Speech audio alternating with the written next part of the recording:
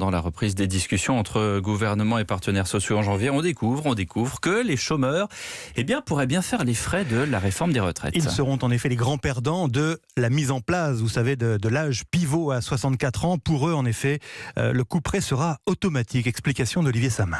Pour le salarié, le choix sera clair. Attendre l'âge pivot pour partir à la retraite, ce qui lui permettra de toucher sa pension à taux plein, ou décider de partir plus tôt, en sachant que, dans ce cas-là, sa pension sera amputée de 5 voire 10%.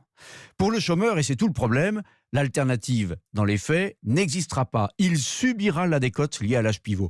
Car dès qu'un chômeur arrive à l'âge de la retraite, avec tous ses droits, il sort du régime de l'assurance chômage et devient retraité. La bascule est automatique. Pour Jean-Paul Domergue, de l'association Solidarité Nouvelle face au chômage, il y a donc une forme d'injustice. Lui, il n'a pas le choix de poursuivre son activité puisque par hypothèse, il est en chômage, il n'est pas en emploi, donc il n'y a aucune option possible pour lui. En fait, il subit cette situation, à la différence d'un salarié, donc c'est tout à fait injuste. Injustice qui existe déjà pour les retraites complémentaires, rappelle Jean-Paul Domergue, avec l'abattement de 10% sur la pension Agirc-Arrco quand on prend sa retraite avant 63 ans.